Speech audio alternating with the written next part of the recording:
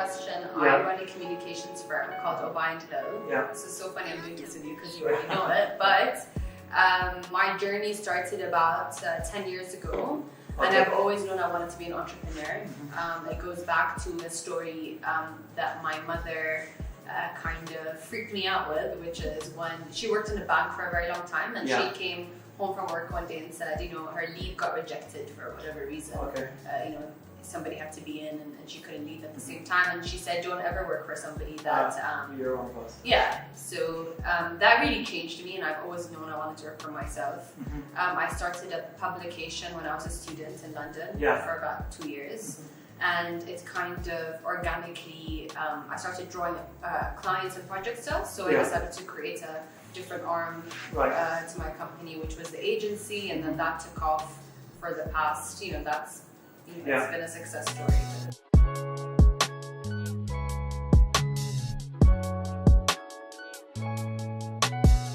Failure is a necessary part of success. Like they say, Thomas Edison failed 1,000 times before he invented the light bulb, and he is thankful for those 1,000 times because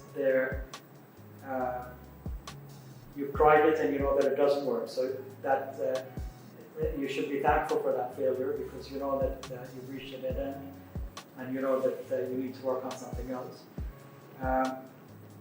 But it seems like failure doesn't really get, it's kind of a taboo area here. Definitely, I agree. And I think we don't glamorize failure. And I know that when I went to the Entrepreneurship Summit in Silicon Valley, I found out you went there, right? Yeah. I found that investors won't even look at you if you haven't failed. So if you fail twice, you are actually more likely to get invested. It's another tip. And I think somebody, Harith Al-Atawi, who's the founder of 1GCC and a partner on Level Z, and Skipliner, which is a technology platform in Bahrain, he said, we have to decriminalize failure. Yeah. So that was very powerful for me. Like, we need to kind of really embrace it and be really open to failure. And also, like, since we're going towards a technology route in Bahrain, something that came up was we need to get people to really onboard failure from local entrepreneurs and collaborate with them to fail fast and learn fast, and foster those projects internally as well.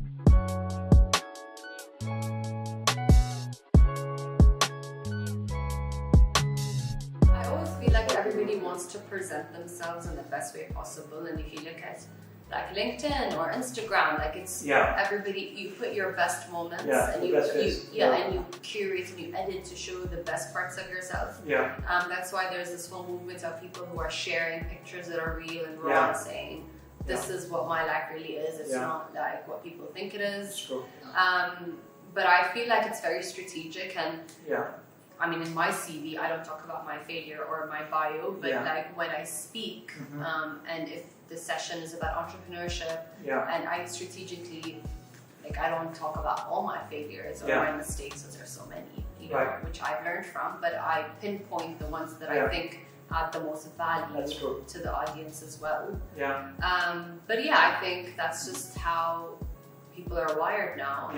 Just showing the best version of yourself, and you don't get that vulnerable, which is why I think people like influencers, because some of them, you get to see the real story. Like they complain and they have a bad day and they talk and some of the best people that I like to follow on Instagram just show what a real breakfast looks like, or what they do daily without sugarcoating everything. So I love seeing the real side of That's things. true.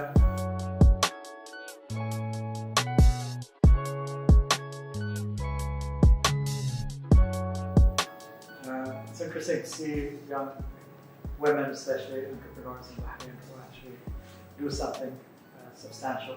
There are so many of us, and I think recently globally there's this whole trend of like women empowerment, and it's the Me Too movement, and definitely we've gotten the bug as well in this part of the world with women from Saudi being able to drive, and now I think for the first time in Yani, I can see that women are being pushed to the front and the frontier of different organizations, and different topics are being talked about in terms of women's empowerment. I was watching something last night on CNBC about what they do in Europe, some European countries where they put women on the boards by fours. Yeah, quota. Affirmative action, they put like at least 40% women on the boards. But then they find that it doesn't necessarily filter through to the rest of the companies. Filter down into like the management and the junior positions. So now one thing they're looking at is during the hiring process to make sure that they hire without, not just without discriminating, but just to hire based on merit. And every hire is done with a senior person involved. I was watching the CEO of Wafa in Italy talk about that. We don't see much of that here though. You feel like, I feel women are still underrepresented, even in Bahrain, which is more forward-looking than the rest of the region. I mean, I agree, and I think if you look back, Bahrain has always pioneered in putting women at the forefront of everything. The quota is the debate, right? So you'll always find people with the quota or against the quota. I'm personally a fan of the quota, but I do respect everyone's opinion on the subject matter. For me, the quota forces people to start looking for the right woman and the right woman with merit to be in the right places. So it forces change very quickly and accelerates, especially different countries who are low in the gender equality report, the gap report, to go higher up. However, I've met a lot of people who are very pro-merit and, we don't need the quota, we don't need a favor, we're not a charity case, we don't want to put women for the sake of putting in women. So you can see it from both ways.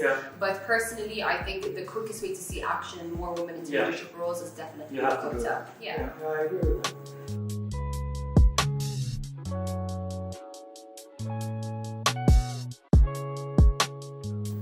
So you were involved in doing the conference on women, you were telling me? So I think, I would say since I was quite young, I didn't really have access to female mentors, except my mother and a few people, but very few women in business or in entrepreneurship. So I've always yearned for that connection and established my own mentors. And I really wanted to create the Women Power Summit, which we launched in May, as a way to connect entrepreneurs with mentors, but also to foster a stronger platform where women can be empowered by each other's stories and be inspired to kind of go through obstacles and to meet potential business, to find business potential opportunities in their work, and also people who wanted to find jobs, and just people to really feel like connected in that community. And I think women face different challenges than men do, especially with work-life balance and having kids. So that was a huge topic as well that was in our summit. It was really successful. We had almost 1,200 attendees, 116 speakers, 42 learning sessions. It was it was one of the largest events on women empowerment in MENA.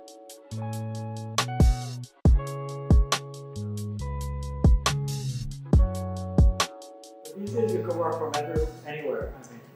On your laptop. You don't have to be good in to actually work. Exactly. So I think there's a whole new way of working now, and I don't think people need to go to the office per se. Though I'm still working on it because I like to go to the office and I like to see everybody in the office, and it's just our work is so dynamic. I need everybody to be there so we can connect and collaborate and be creative. But at the same time, that flexibility is there, so we have flexi time. Oh, that's good. But ideally, I'm trying to work towards having my team members have that flexibility to work from anywhere as long as they get their work done.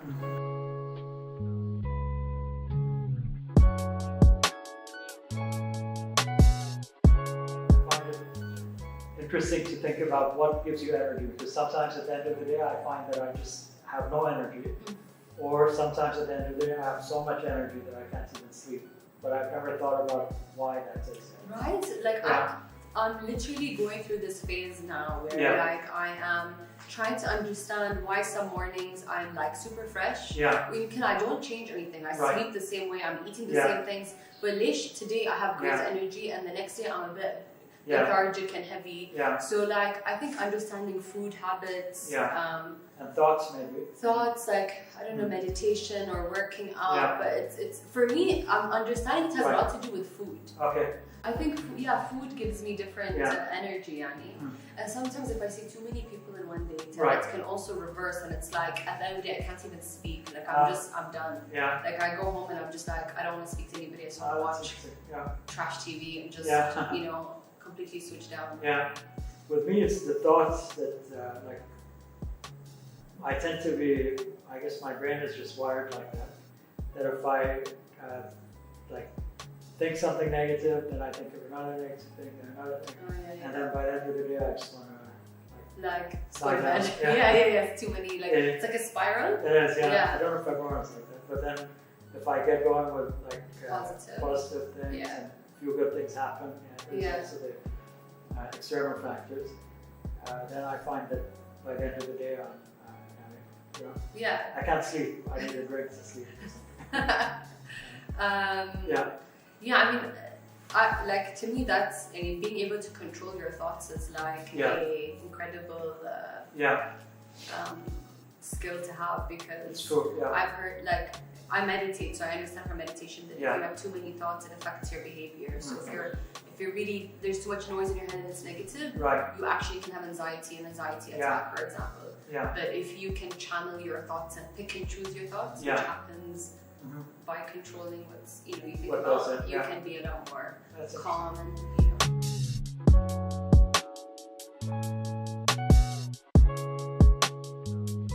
Benkis, thank you so much for having me. This was nice, and just it was interesting to not have a structured. It was just a nice conversation. I think we weaved through different subjects, but I really enjoyed it. Me too. I like talking to you.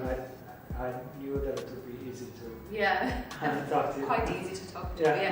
No, but thank you and good luck, and I can't wait to see your next speaker. Thank you.